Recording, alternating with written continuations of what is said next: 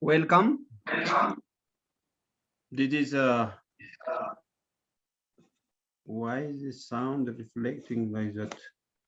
Okay, this is our material characterization technique for MSCC program, manufacturing engineering. So today we will see chapter 3, the scanning probe electron microscopy and atomic force microscopy. In so far, we have discussed many characterization instrumentations like optical microscopy, types of optical microscopy, and the working principle, the instrumentation and sample preparation for the optical microscopy, electron microscopy, like last time we discussed about scanning electron microscopy, transition electron microscopy, and so on. So today we will see two instrumentations, which are very, very important for characterization of surface atoms. So why we need characterization is to see the property of our sample. Our sample, which can be applicable for engineering application, and we need to know the structure, the surface quality, the defect at the surface, the atomic size, and any surface morphology damage can be characterized using these instrumentations. So in general, everybody has to be clear why engineering characterization in postgraduates have conducted. So characterization is the most important one to know the property of our sample material.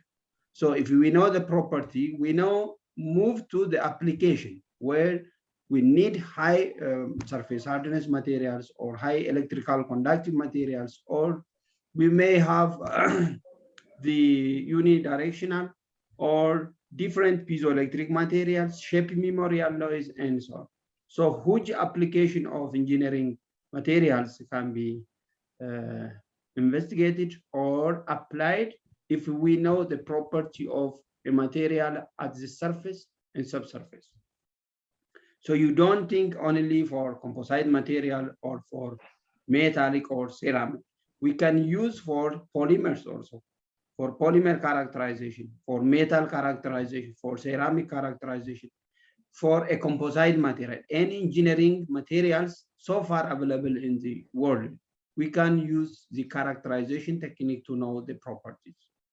So we today focus mainly scanning probe microscopy and atomic force microscopies. So the scanning probe microscopy is a technique to examine material with a solid probe scanning the surface. So the surface, insofar we see other instrumentation, they can send light to scan the surface of solid material in optical microscopy. In electron microscopy, they can send what?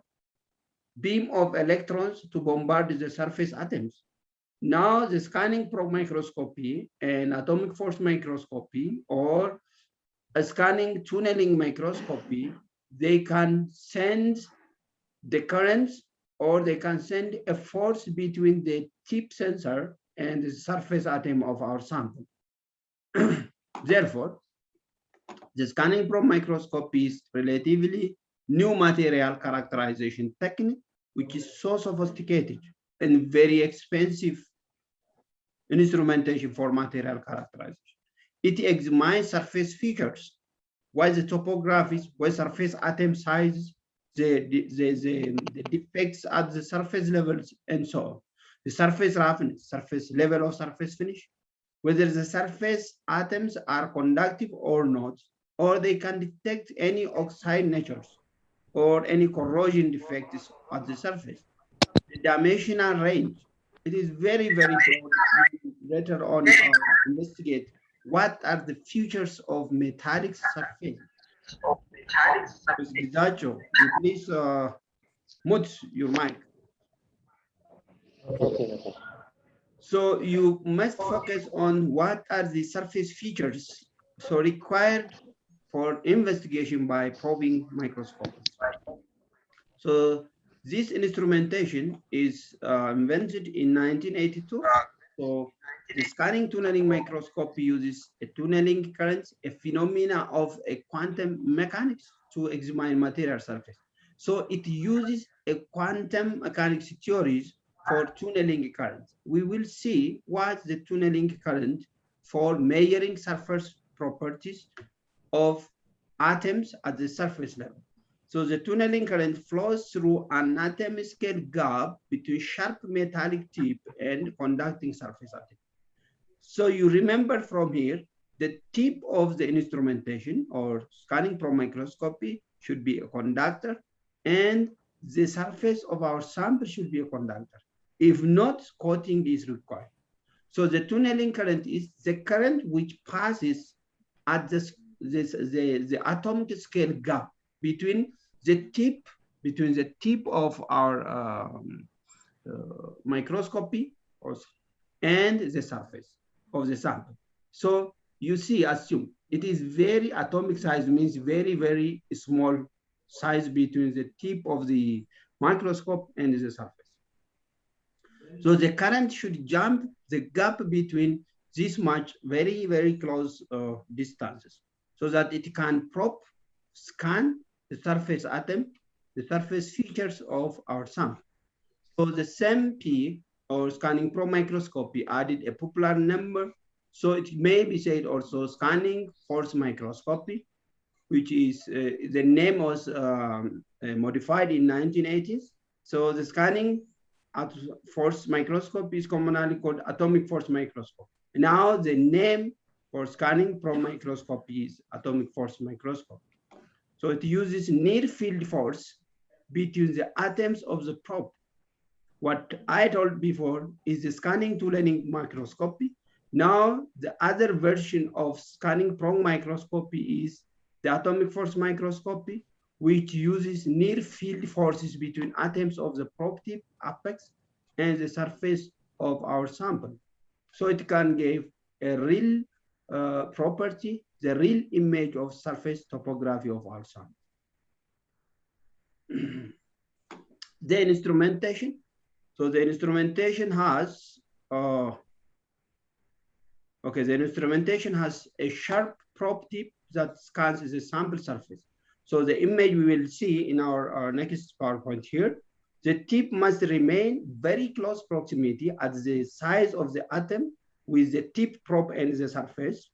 So it uses near field interaction between the tip and the sample surface for examination. So this near field characteristics eliminates the resolution limits for atomic force microscope. So far we discussed electron microscope is better resolution than optical microscopy, whereas this atomic force microscopy, atomic tunneling microscopy has the most far these resolutions, high quality image of the surface atom. The near field characteristics eliminate the resolution limit associated with optical and electroscopic microscopy, as I discussed. So the diffraction of light on electron wave limits in optical and electron microscopy it is resolution.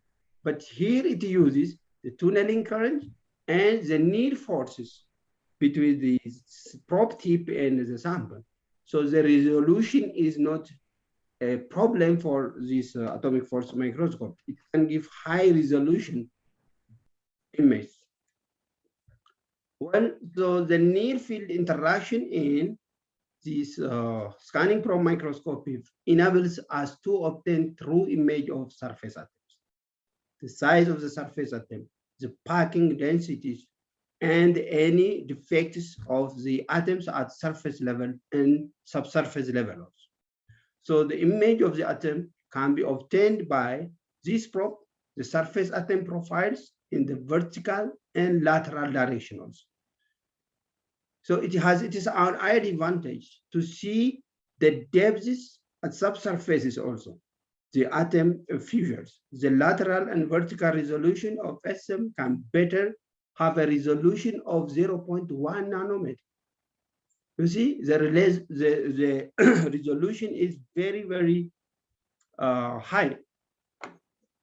The lateral range of this probe instrument is about 100 micrometer, and its vertical range is up to 10 micrometer. So the scanning probe microscope must operate in a vibration-free environment, because if the probe will sense any vibration, it can deflect and you cannot give the good image of the surface atom. So the scanning probe microscopy work must in free vibration aspects, but the atomic force microscopy can work in the oscillation, in the vibration of the tip. So the comparison of surface microscopy techniques, if you see very stable, the optical microscopy, the scanning electron microscopy, or the FSM also, field scanning electron microscopy, and these two probe microscopies, atomic force microscopy and scanning tunneling microscopy. So the operating environment in optical microscopy, I told you they can work at ambient temperature or in a liquid or in a vacuum. Means inside the microscopy, I told you they are about the refraction index of air, oil, and the water. So the optical microscopy can work in three environments.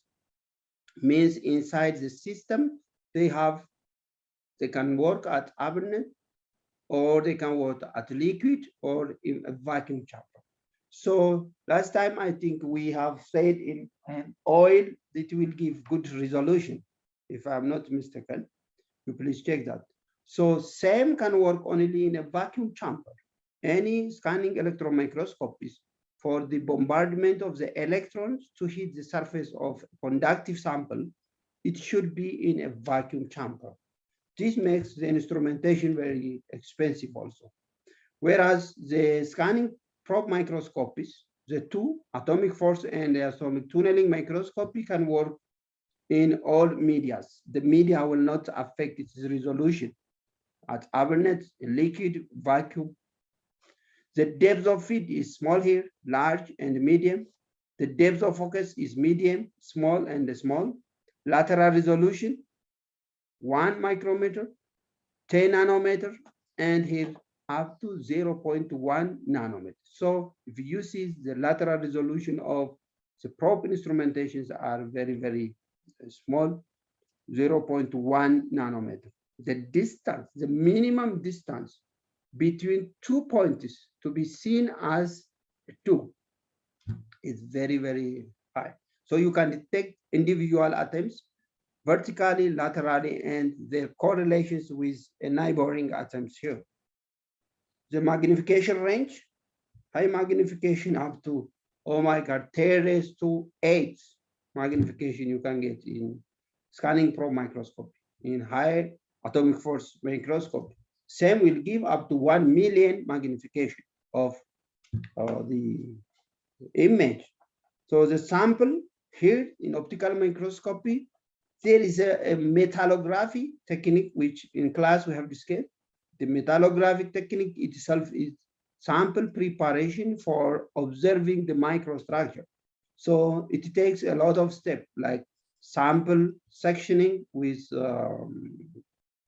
diamond precision cutter, which itself is expensive, and polishing, etching. We have to use so many chemicals for etching. For aluminum alloy, for titanium alloy, for metal alloys, you have different etchant materials and their combination. And you cannot randomly select the etching material also. You have to see the data books and the etching time itself. Either you can dipping or at the surface in less than a minute or in a second. Otherwise, the sample of the surface of your sample will burn, and when you observe the surface microstructure in optical microscopy, you cannot see the grain size, you cannot see any dendritic structure or what you want. So sample preparation is very expensive here. Same, it will take very thin sample, which the electrons should otherwise pass through the sample. So here it is. You can use like slicing or like a very, which make a thin surface of your sample so that the electrons can penetrate your sample. Last time we have discussed this one in our discussion. So the good advantage of the probe is, since it scans the surface atoms, sample preparation doesn't matter, except the size of your sample is according to the samples holder in the chamber. So the sample requirement, not completely transparent here.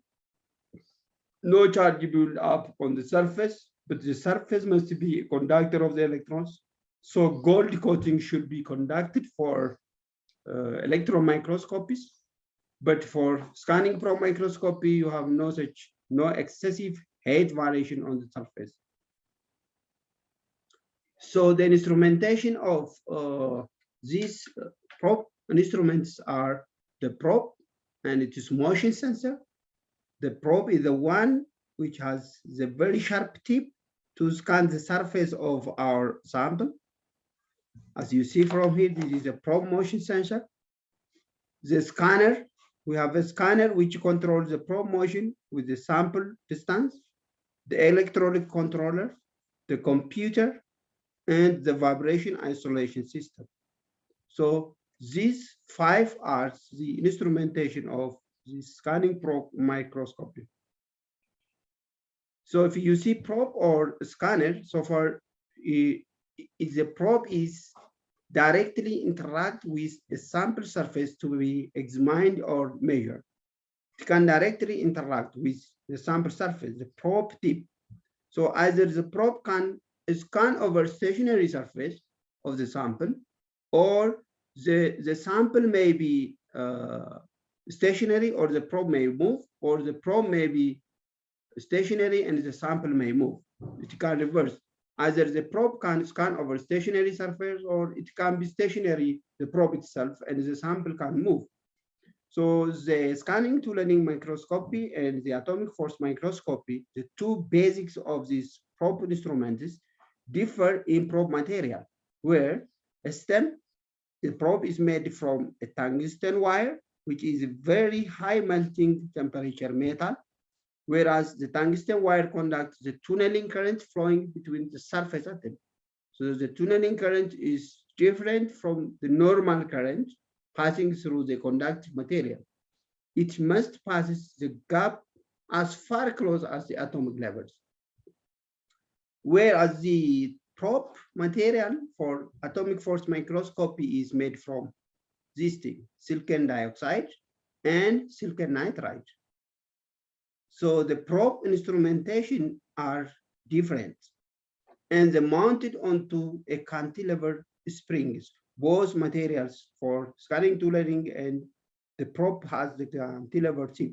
So the probe motion sensor senses the space between the tip apex and our sample. If it touches, the probe will damage, but for atomic force microscopy, there is a gap, atomic distancing gap, so that they can detect a force. We will see what types of forces are. And for scanning tunneling electron microscopy, the gap at the atomic level is for the tunneling current to pass through the probe tip in our sample. Okay. So the probe motion sensor senses the spacing between the tip apex and the sample. It provides a correction signal to control the piezoelectric scanning movement. So the piezoelectric material, you know, I think. What's the piezoelectric material, Israel? What is piezoelectric material? Any one of you?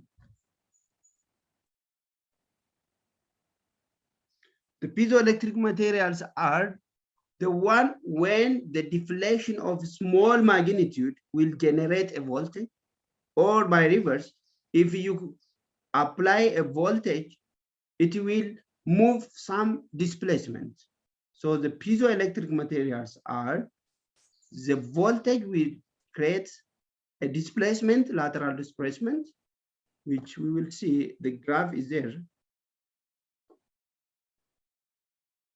Anyways, the piezoelectric scanner should control the deflection of the cantilever beam for scanning tunneling microscopy and optical, the atomic force microscopy. So the tunneling current is used to sense spacing between the probe and the sample surface and the near field forces. Here, please have your note now. The scanning tunneling microscopy. Scanning tunneling microscopy can work with the principle of tunneling current, the tunneling current, the current which passes the atomic spacing distance between the probe tip and the sample surface. Whereas from its name, atomic force microscopy, you see F here, it detects the force. There are many forces we will see later on. A force which jumps like van der Waals forces between the molecules. It can act between the probe and the sample surface also. We will see in this instrumentation. So the near field force between tip and sample detected by a beam deflection system are used to sense the spacing. So the scanning, okay, we may have interruption because 10 minutes or no problem, okay. The scanner controls the probe that moves over the sample in 3 dimensions, in the lateral, horizontal, and the height. The scanning probe needs to be positioned with an accuracy of 1 picometer. Very, very precise. The probe never deflects. It should be very precise if the atomic resolution is required. To achieve this level precision, the scanner is made from the piezoelectric material. Means a single deflection of movement will create the voltage variation. Okay, and or if you increase or decrease the voltage variation, it's simple displacement of at 1 micrometer or below. It will create the tip of the probe with the surface. So any image here, the relation is here. The piezoelectric material change shape in electric field generates an electric field due to the shape change. So the relative length of the change is equal to change in delta over L original length Dij times E, where Dij is the piezoelectric coefficient for any material there. Its typical value is about 0.3 nanometer. Okay, this the greater than 300 volts. You see here, E is the voltage. So the magnitude of the change in displacement is directly affected by the magnitude of the electron voltage. So the greater than 300 volts required to achieve 1 micrometer movement for 10 millimeter long piezoelectric tubes. So according to this formula, the voltage differences has created the piezoelectric deflection of the cantilever beam.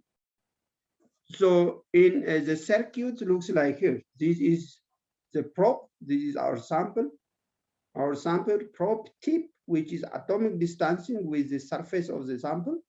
And the circuit looks like here. You have the X piezo scanner controlling the movement, and the feedback loop, high voltage amplifiers. They can adjust the tip and the sample differences by piezoelectric system. From the 3-dimensional positioning of scanner is obtained by placing 3 piezoelectric tubes in orthogonal arrangement is shown here. So the position accuracy of the scanner is determined by the characteristics of the piezoelectric material. Now I will ask you, you write please, what are the piezoelectric materials used in FM and STM? Particularly, as a researcher, you have to know what are those piezoelectric materials. Now, the function of this piezoelectric material we have discussed to adjust the precision positioning of the probe tip with the surface, because the distance should be at atomic level. So you have to know what are those piezoelectric materials in particular. The scanning tunneling microscopy system moves the tip over the sample surface, and feedback loop keeps the tunneling current constant. the tunneling currents should be constant so that the good image, exact image with the good high resolution can be maintained. What are the surface attempts, surface properties, surface finish, surface defects of our sample looks like? So these effects include linear and high stress effects of piezoelectric material. So if you have drawn, or you can refer Google out, the graphs for piezoelectric materials are high stress slope. They can be reach some peak point, they can return back when the voltage the changes. In order to obtain the positioning accuracy, the scanner must be well calibrated to eliminate offset positioning. Control and vibration isolation. So the scanning probe microscopy is a computer-based instrument, unlike the light and electron microscopy, so that can operate without a computer. Means it doesn't mean that when you use optical microscopy and scanning electron microscopies, a computer connected with its own software is there. But this is different from this probe instrumentation. They have a direct controlling property at the tunneling current or the forces between the sample and the probe. We'll see that the computer controls the scanner and probe through electronic interface. So the interface applies the voltage that controls the piezoelectric scanner, because the voltage determines the deflection of the cantilever with it. So accept the signal from the positioning sensing unit and contains the feedback control system. So you can see on the computer itself and adjust. So the computer system. So that finally they can give a collected image here of the surface atoms. The computer generates the surface image using collected data. So you can analyze your data based upon your literature, or you can determine the property based upon the real data you get at the image. So the scanning probe microscopy may display by the computer usually are extensively processed by powerful softwares. They have their own installed softwares and the operator should be trained how to use that software also.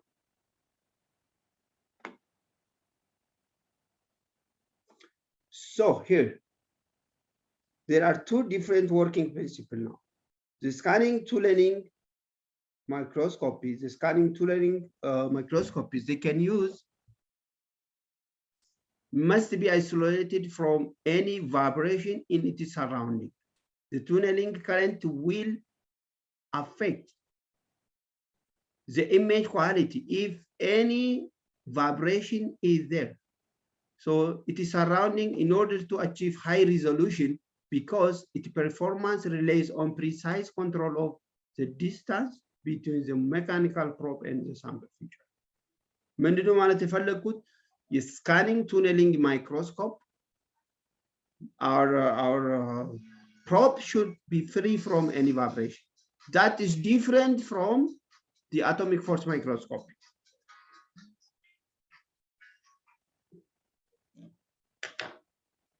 I hope you will understand that.